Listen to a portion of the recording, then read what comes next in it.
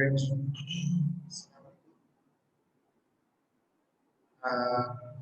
ये बस सबको क्लियर आ रही है। काइंडली चैट पे मुझे इसका रिस्पॉन्स आवाज क्लियर आ रही है।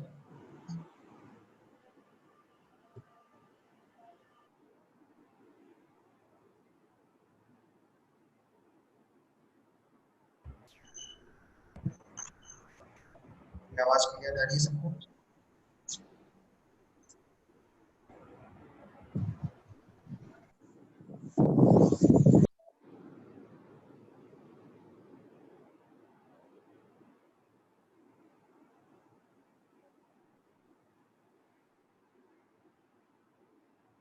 ये आवाज आ रही है सबको।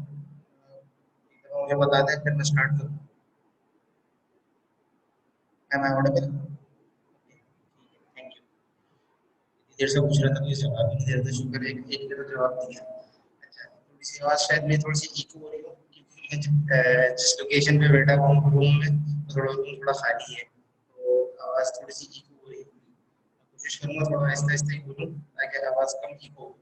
ठीक है, ट्राई भी करता हूँ ऐसी सिचुएशन जिसमें इको कम। Let me try.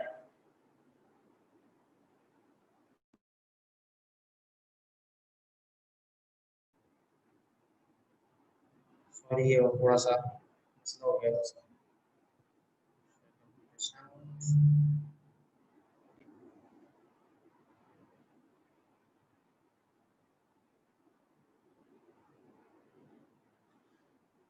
Last time जो हमारी डिस्कशन हुई थी जिसमें हमने बेसिकली कन्वर्जेंस को मतलब एक तरीके से जो है माइंड अप किया था। ठीक है, उसमें कन्वर्जेंस में हमने लास्ट टाइम मल्टीप्लिकेशन देखी थी और उसके अलावा हमने जो बूलियन अलजेब्रा के लॉज हैं, ठीक है, या फॉर्मूलाज के लें या फंक्शंस के लें, उनको देखा था और उनको प्रूफ करने की कोशिश करी थी और अल्हम्दुलिल्लाह हमने सबको प्रूफ भी किया था वन बाय वन। ठीक है, उसके बाद हमने डेमोगन्स लॉ देखा था।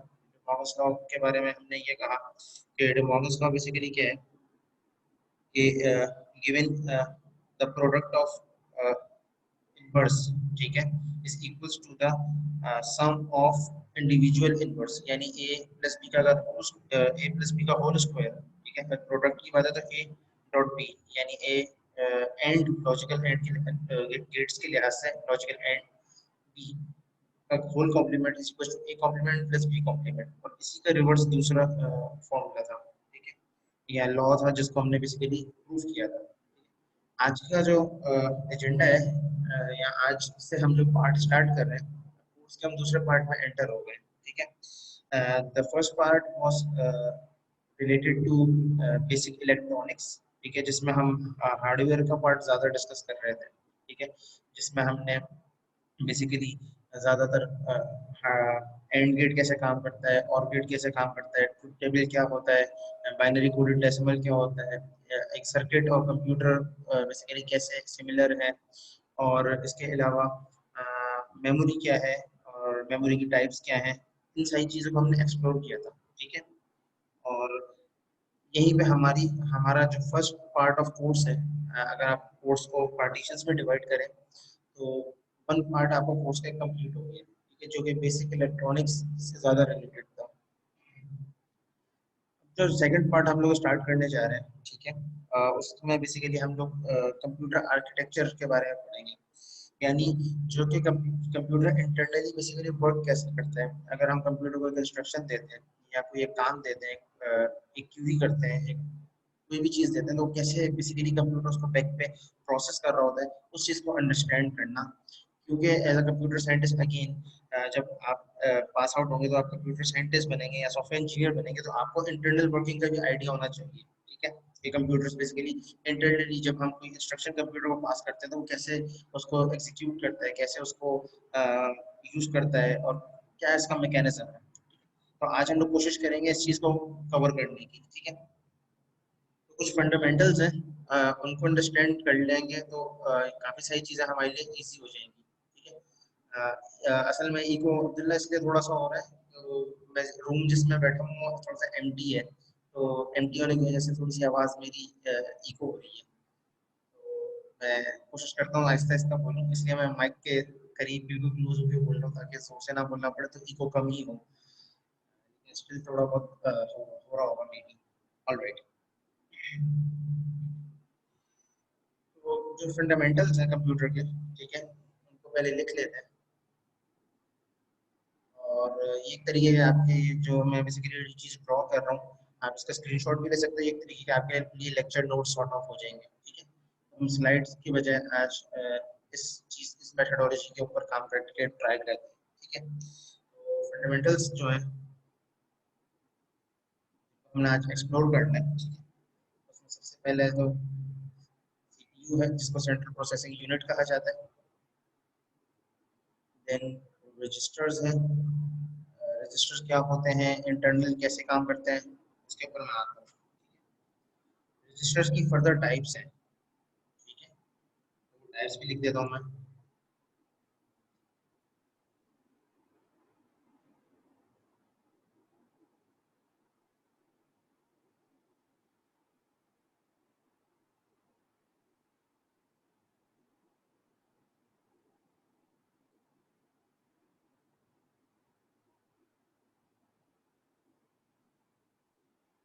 जिस चीज के ऊपर मैं कॉलन बेसिकली लगा रहा हूँ, इस कॉलन का लगाने का मतलब ये है कि इसकी सब टाइप्स हैं, ठीक है।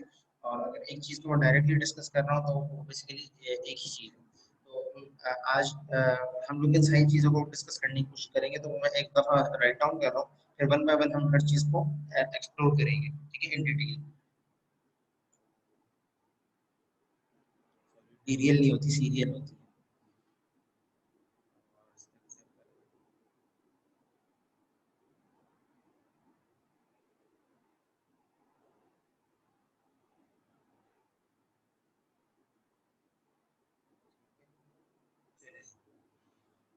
डिवाइसेस हैं, उनको मैं बाद में लिखता हूँ। स्टार्ट करते हैं सीपीयू से, ठीक है।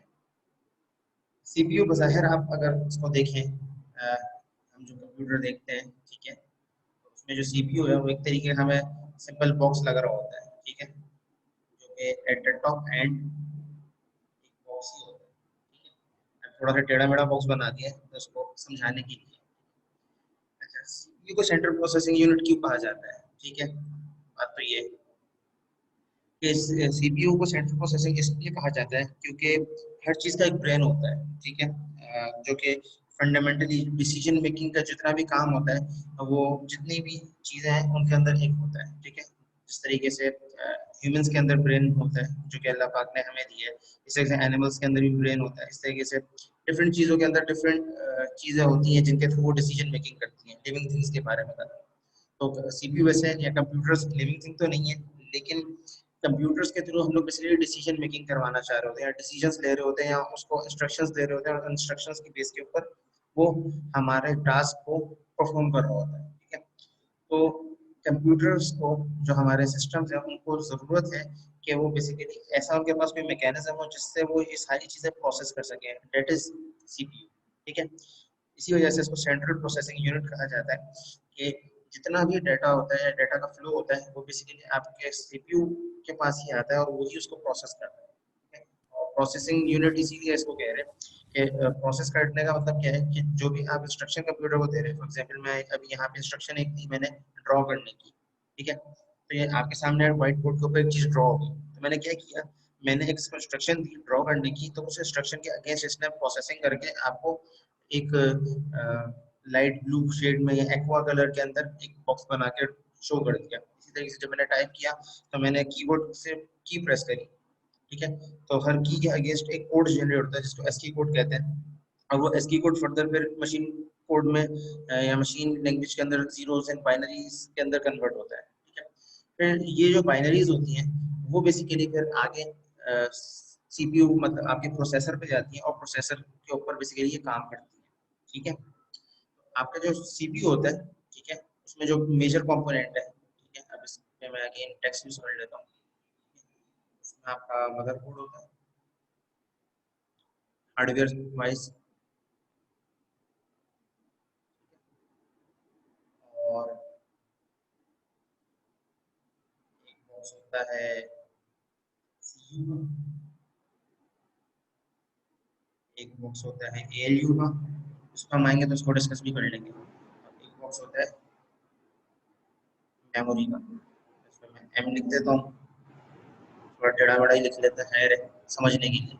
इसमें मैं सी लिख देता हूँ for C U control unit, ठीक है। और इसमें मैं ए लिख देता हूँ फॉर अरिथमेटिक लॉजिक यूनिट। तो मदरबोर्ड बेसिकली वो चिप है या वो बोर्ड है जिसके ऊपर आपका कंप्यूटर की जितनी भी हार्डवेयर रिसोर्सेज होती हैं वो सारी की सारी अटैच होती हैं, ठीक है। अटैच होने का मतलब कि कुछ चिप्स होती हैं वो उसमें सोल्ड हुई भी होती हैं, कुछ चिप्स होती हैं उनको हम एक्सटर्नली ऐड कर सकते हैं एंड सो ऑन, जिस तरीके से हम नॉर्मली कंप्यूटर को यूज करते हैं, ठीक है। अच्छा, मदरबोर्ड का खाली पर्पस जो है वो ये है कि जो आपका सीपीयू है उसको पावर सप्लाई करना, और जो हार्डवेयर के ऊपर जब इंस्ट्रक्शन आ रही है, ठीक है, तो हार्डवेयर के ऊपर जितनी भी चिप्स हैं, आईसीज हैं, ट्रांजिस्टर्स हैं, उनको ऑन एंड ऑफ करवाना का काम मदरबोर्ड का है, ठीक है।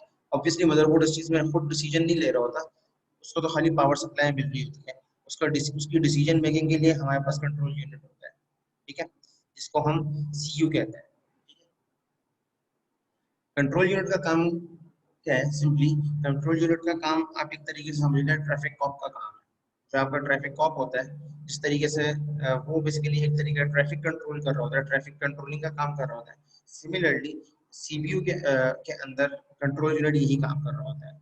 ये जो बेसिकली हमारे पास thousands of hundreds of millions of instructions आ रही हैं, उन इंस्ट्रक्शंस के अगेंस्ट हर इंस्ट्रक्शन को असाइन कर रहा होता है कि इस इंस्ट्रक्शन को कौन प्रोसेस करेगा। फॉर एग्जाम्पल अभी मैं इंस्ट्रक्शंस जो दे रहा हूँ फिलहाल, जैसे मैं आप लोगों को समझा रहा हूँ, मैं अभी बात कर रहा हूँ, तो अभी मेरी वॉइस बेसिकली प्रोसेस हो रही है, ठीक है, एज इनपुट जा रही है और आप लोगों को ब्रॉडकास्ट हो रही है, और एज आउटपुट डिवाइस आप लोग अपने स्पीकर से सुन रहे हो, ठीक है।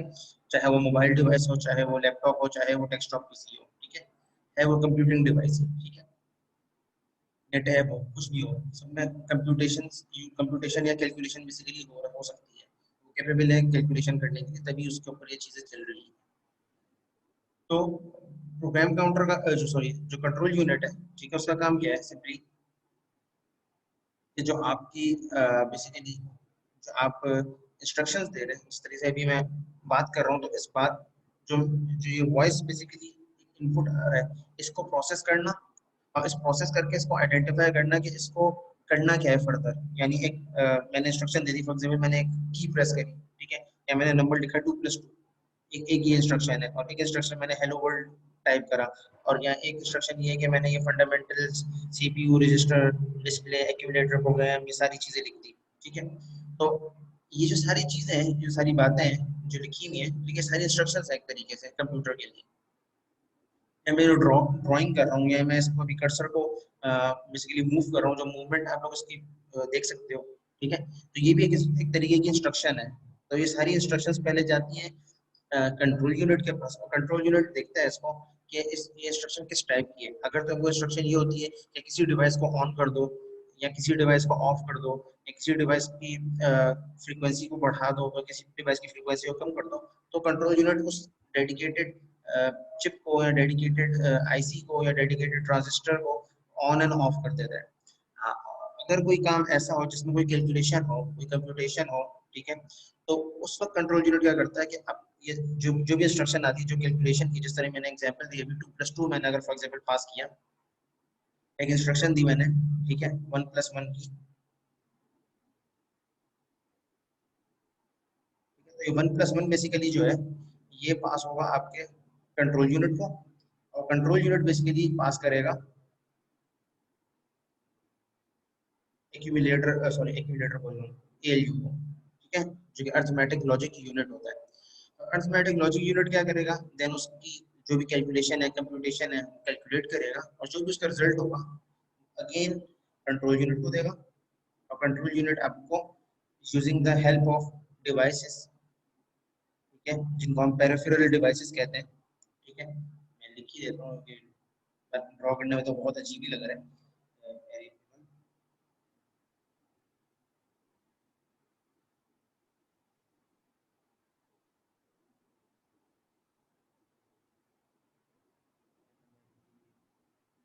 स्पेलिंग थोड़ी गलत कर रहा हूँ,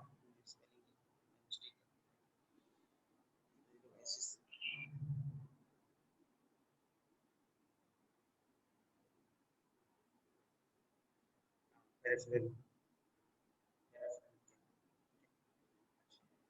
पेरिफेरल डिवाइसेस जिसमें हमारी इनपुट डिवाइसेस भी आ जाती हैं, जिसमें हमारी आउटपुट डिवाइसेस भी आ जाती हैं, उनको यूज करते हुए बेसिकली आपको जो भी रिजल्ट होगा वो बेसिकली शो कर देगा। ठीक है, फॉर एग्जांपल मैंने 1+1 पास किया कंट्रोल यूनिट को। ठीक है, तो कंट्रोल यूनिट ने एएलयू अरिथमेटिक लॉजिक यूनिट को पास किया, जिसका काम ये है कि कैलकुलेशंस करना कंप्यूटर के अंदर। ठीक है, तो उस अरिथमेटिक लॉजिक ने कैलकुलेशन करी, 1+1 का आंसर कैलकुलेट किया जो कि 2 है, और 2 दोबारा कंट्रोल यूनिट को दे के अब ये मैंने आंसर कैलकुलेट कर दिया है, अब तुम इस आंसर को वापस इसी मैकेनिज्म के थ्रू जो यूजर है उसको दिखा दो। तो इनपुट के लिए मैंने अलग टाइप की पेरिफेरल डिवाइस यूज करी और आउटपुट के लिए मैंने अलग टाइप की पेरिफेरल डिवाइस यूज करी। ठीक है, डिवाइसेस के अंदर जंप करते हैं तो उसको थोड़ा सा और डिटेल में भी देख लेंगे। तो सिंपल एग्जांपल ले लेते हैं कि इनपुट के लिए हमने फॉर एग्जांपल कीबोर्ड यूज कर लिया और आउटपुट के लिए हमने फॉर एग्जांपल स्क्रीन यूज कर ली। ठीक है, ये जो हमारे मॉनिटर की स्क्रीन है या एलसीडी है या हमारे मोबाइल की स्क्रीन है, वो बेसिकली स्क्रीन है जिसके ऊपर वो आउटपुट हमें शो कर देगा। यहाँ तक सबको क्लियर है? कोई कंफ्यूजन हो, कोई कंफ्यूजन तो नहीं? यहाँ तक सब क्लियर है?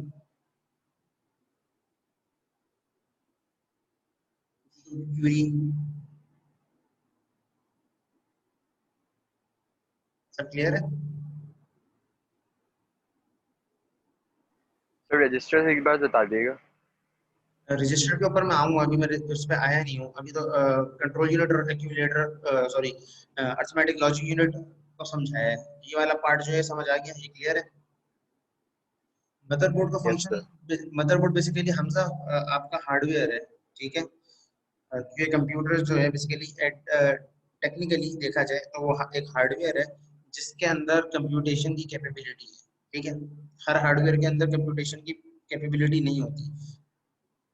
तो कंप्यूटर, तो मदरबोर्ड का जो सॉरी कंप्यूटर का जो हार्डवेयर है, जो सबसे बड़ा जो मेन चीज है, वो आपका मदरबोर्ड है। मदरबोर्ड के ऊपर बेसिकली क्या है कि उसके ऊपर बहुत सारी जो आपकी आईसीज होती है, चिप्स होती है, वो सोल्ड हुई भी होती है, वो इम्पोज हुई भी होती हैं, और कुछ स्लॉट्स लगे हुए होते हैं जिसमें हम रैम भी लगा रहे होते हैं और हार्डवेयर अटैच कर रहे होते हैं डेस्कटॉप सिस्टम्स के अंदर। लैपटॉप्स के अंदर ज़्यादातर ये चीज़ पहले से लगी हुई आती है, तो इसलिए हम उसमें देखते हैं डेस्कटॉप में। लेकिन ये सब चीज़ें हम खुद भी कभी कभार कर रहे होते हैं कि कभी रैम खोल के साफ कर ली, कभी कुछ कर लिया। तो मदरबोर्ड का जो फंक्शन है वो ये बेसिकली कि जो कंट्रोल यूनिट इंस्ट्रक्शन दे अगर किसी डिवाइस को ऑन या ऑफ करने की, या कोई एक्सेस किसी चीज को एक्सेस करना है मेमोरी से। ठीक है, तो उस वक्त मदरबोर्ड की हेल्प से वो बेसिकली इंस्ट्रक्शन पास करेगा और मदरबोर्ड उस डिवाइस को जिसको यूज करना चाहता है उसको ऑन या ऑफ कर देगी। तो मदरबोर्ड का जो काम है वो सर्किट कंट्रोलिंग का काम है, और सर्किट कंट्रोल वो खुद नहीं कर सकता। ठीक है, सर्किट कंट्रोलिंग के लिए उसको इंस्ट्रक्शन की जरूरत है। ठीक है, इसके जो पावर सप्लाई होती है जो कि हम अटैच करते हैं, ठीक है, या हमारी बैटरी होती है लैपटॉप के अंदर, तो बैटरी बेसिकली करंट पास करती है मदरबोर्ड को, और मदरबोर्ड बेसिकली पूरे सिस्टम को करंट पास करता है जहां पे जिस चीज को जितना करंट चाहिए, ताकि ओवर या एक्स्ट्रा करंट जाने की वजह से ये ना हो कि आपकी डिवाइस खराब हो जाए। फॉर एग्जांपल अगर एक चिप है वो 2 वोल्ट्स के ऊपर चलती है या 5 वोल्ट्स के ऊपर चलती है, तो ये नहीं हो कि उसको 10 वोल्ट्स चले जाए, 10 वोल्ट्स के ऊपर वो बर्स्ट हो जाएगी चिप। ठीक है, तो मदरबोर्ड का ये काम है। ऑलराइट, ठीक है, मैं अब इसको क्लियर कर देता हूँ।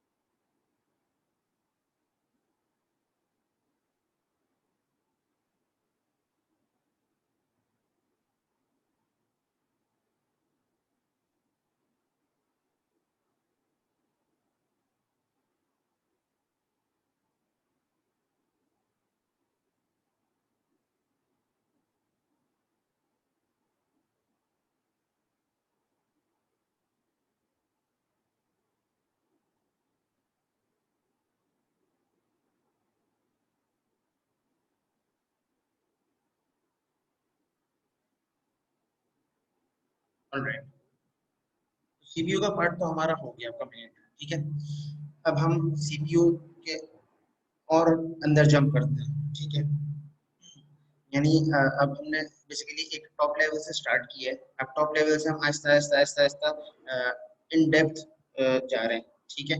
तो टॉप डाउन अप्रोच बेसिकली हम यूज कर रहे हैं टू अंडरस्टैंड हाउ कंप्यूटर्स और हाउ सीपीयू बेसिकली वर्क्स, ठीक है। एक चीज ड्रॉ कर लेते हैं।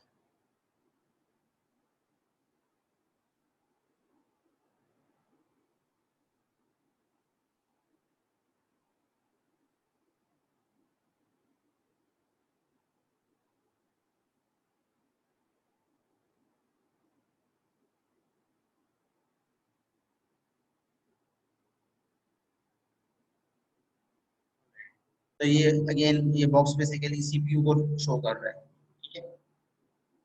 सीपीयू के अंदर तो हमने बहुत सारे कंपोनेंट्स हैं, अभी हमने दो कंपोनेंट्स को बेसिकली विजिट कर लिया, जो कि कंट्रोल यूनिट है जिसका काम बेसिकली ट्रैफिक कॉपिंग का इतने ज्यादा खुश है। हाँ, जब तक तोड़ेंगे नहीं तब तक जोड़ेंगे नहीं। ये अली चांडियो, आप किससे बात कर रहे थे? आप माइक म्यूट नहीं कर सकते?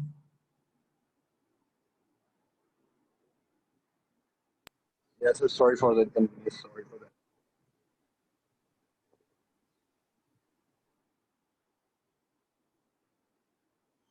अच्छा, ये जो बॉक्स बेसिकली हमें हम लोग वो नजर आ रहा है, ये बेसिकली हमारा सीपीयू है, ठीक है। तो सीपीयू के अंदर हमने दो कंपोनेंट्स को बेसिकली कर लिया कंप्लीट, जो एक कंट्रोल यूनिट है, ठीक है। And second one is ALU arithmetic logic unit, ठीक है। तो कंट्रोल यूनिट का काम अगेन ट्रैफिक कॉपिंग का एक तरीके से काम है, जो कंप्यूटर के अंदर जितनी भी इंस्ट्रक्शंस आ रही हैं उनको प्रोसेस करना, ठीक है, उनको कंट्रोल करना, उनकी फ्लो। तो ये काम कंट्रोल यूनिट का है। अरिथमेटिक लॉजिक यूनिट का काम क्या है बेसिकली, कि आपका जो सिस्टम है, ठीक है, उस सिस्टम के अंदर जितनी भी कैलकुलेशंस के काम है, ठीक है, जितने भी अरिथमेटिक के काम है, जितनी भी कॉम्प्लेक्स कैलकुलेशन है, वो सारी की सारी अरिथमेटिक लॉजिक यूनिट बेसिकली करता है, ठीक है। क्लस्टर कंप्यूटिंग के ऊपर मैं ये थोड़ा एडवांस टॉपिक है, अगर आपको इंडिविजुअल भी पूछना हो तो मेल कर देना, मेल के ऊपर डिस्कशन कर सकते हैं बिल्ला इस पे। ये सारे स्टूडेंट्स, हो सकता है हर किसी का बैकग्राउंड सेम नहीं है, तो कुछ स्टूडेंट्स के लिए ये चीज़ कंफ्यूजिंग हो।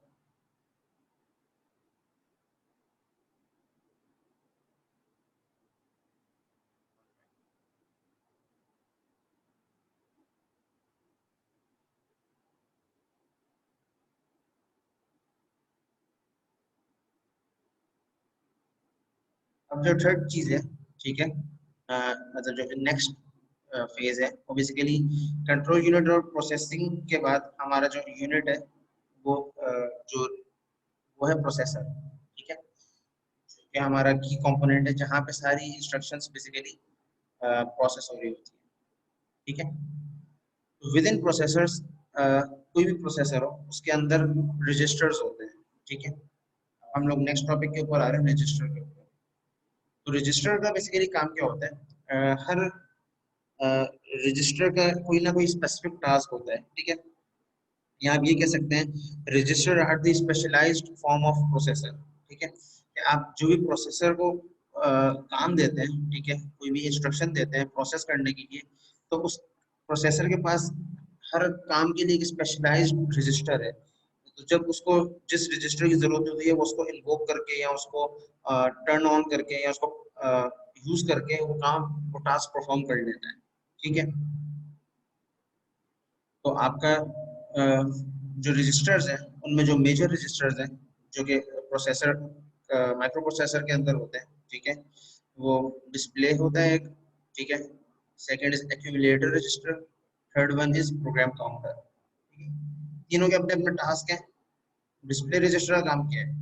डिस्प्ले रजिस्टर का वैसे डीएल भी कहा जाता है, ठीक है, जो उसका अगर नाम अगर आप बोले तो उसका नाम डीएल होता है, डिस्प्ले रजिस्टर, ठीक है। अच्छा, और इसकी अगर मेमोरी की बात की जाए, मेमोरी कैपेसिटी की बात की जाए, तो इसकी मेमोरी होती है 16 बिट्स, ठीक है। ये क्लासिकल स्टैंडर्ड जो पहले पेंटियम वगैरह आते थे तो उसकी लिहाज से मैं बात बता रहा हूँ, ठीक है। जो लेटेस्ट सिस्टम्स हैं उनके अंदर हो सकता है कि आपका जो रजिस्टर है उसका साइज 32 बिट हो, ठीक है। तो जो प्रोसेसर की बिट्स होती हैं जितनी, उस लिहाज से आपके जो रजिस्टर्स होते हैं उसका भी साइज होता है, ठीक है। क्लासिकली जो पहले माइक्रो प्रोसेसर्स होते थे, यानी अगर हम 90s की बात करें, पेंटियम सीरीज, और उससे पहले 8086 माइक्रो प्रोसेसर होता था, आर्किटेक्चर है 8036 है, तो डिफरेंट ये आर्किटेक्चर्स हैं, ठीक है। तो इन माइक्रो प्रोसेसर आर्किटेक्चर्स के अंदर जो रजिस्टर होता था, ठीक है, वो 8 बिट का होता था या 16 बिट का होता था, ठीक है। तो अभी लेटेस्ट जो कंप्यूटर है, जिस तरीके से अभी हम लोग i5 यूज कर रहे होते हैं, second generation, third generation, fourth generation, इस तरीके से i7 है, ठीक है। तो ये जो जनरेशन है इनके इनका जो चेंज बेसिकली आता है वो माइक्रो प्रोसेसर के आर्किटेक्चर के बेस के ऊपर भी आ रहा होता है, ठीक है। तो हो सकता है कि अभी जो करंट प्रोसेसर चल रहा है उसकी जो बिट्स है, जो साइज है मेमोरी का, ठीक है, वो 16 के बजाय 32 या 64 हो, ठीक है। तो ये डिपेंड करता है क्या कितना पावरफुल आपका सिस्टम है, ठीक है। तो अगर डिस्प्ले रजिस्टर का काम क्या है, बेसिकली डिस्प्ले रजिस्टर का काम ये है कि प्रोसेसर जब भी कोई काम कर रहे हैं, मतलब जो भी सर कैलकुलेशन, हर जनरेशन के लिहाज से रजिस्टर्स अलग अलग बने। जी, हर काम के लिए स्पेशलाइज्ड टास्क के लिए स्पेशलाइज्ड रजिस्टर होते हैं। जिस तरह डिस्प्ले के लिए डीएल रजिस्टर होता है, एक्यूमुलेशन यानी एक्यूमुलेशन का मतलब होता है कैलकुलेशन, तो कैलकुलेशन के लिए एएल रजिस्टर होता है, ठीक है। और इसी तरीके से प्रोग्राम का जो स्टैक है, बेसिकली जो कितने सारी इंस्ट्रक्शंस मेरे पास जमा हो गई हैं, उसके लिए प्रोग्राम काउंटर के नाम का एक रजिस्टर होता है, ठीक है, जो कि इस चीज़ को मेंटेन कर रहा होता है कि अभी ये इंस्ट्रक्शन एग्जीक्यूट हो गई, अभी सेकंड इंस्ट्रक्शन मेरे पास आई थी वो एग्जीक्यूट हो गई, अभी थर्ड मेरे पास इंस्ट्रक्शन आई है वो एग्जीक्यूट हो गई, और कितनी इंस्ट्रक्शंस मेरे पास बाकी हैं। क्लियर है?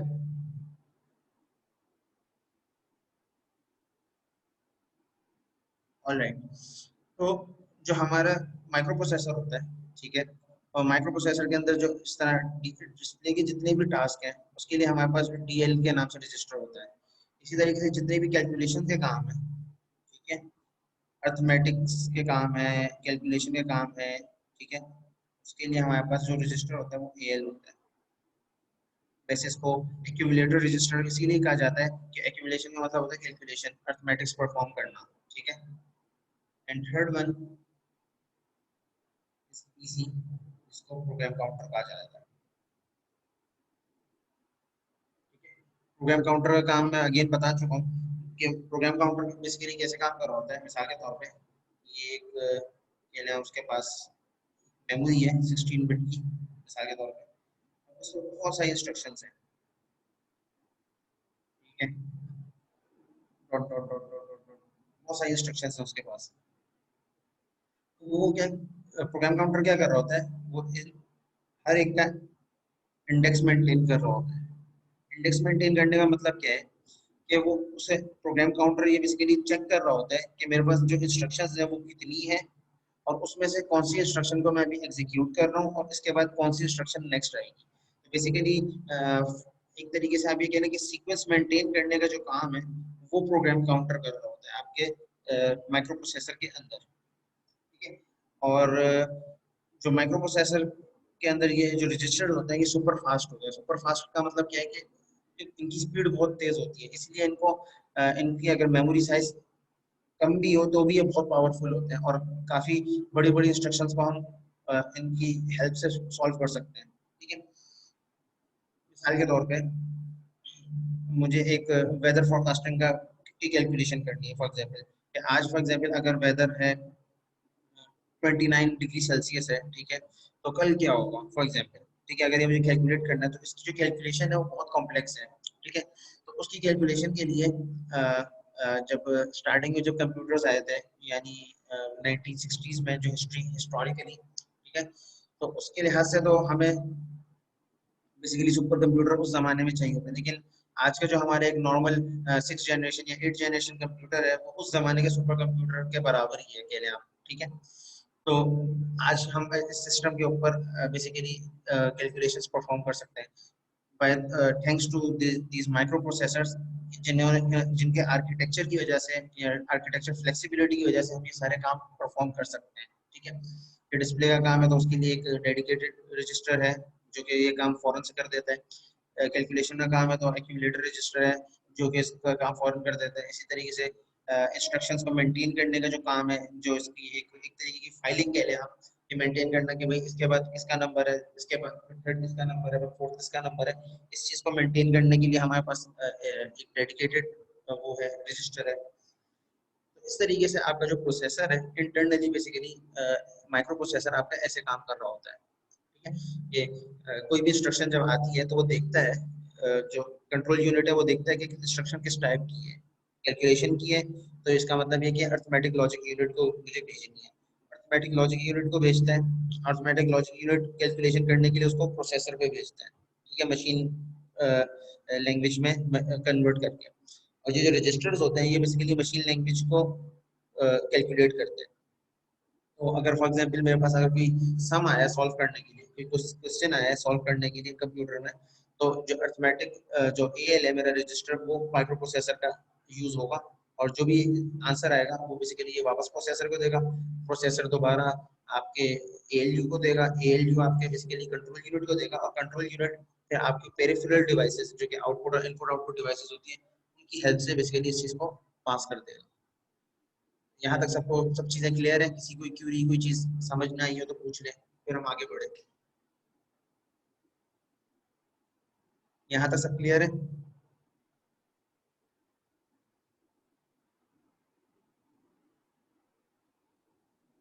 Yes sir. सेशन मेरे ख्याल से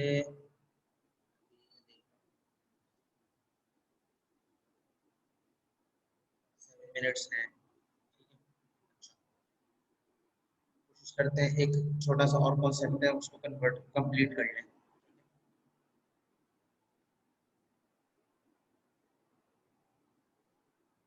यहाँ पे डिवाइसेस लिखना भूल गया था, तो उसको ऐड कर दो उसके नीचे।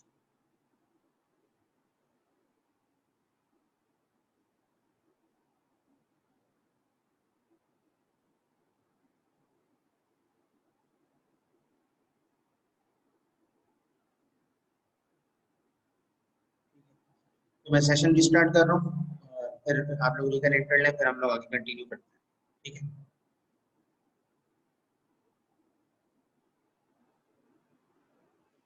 प्रोसेसर वाला मैं एक दफ़ा रिपीट कर देता हूँ। सेशन स्टार्ट कर लूँ अली अकबर, फिर मैं रिपीट कर देता हूँ।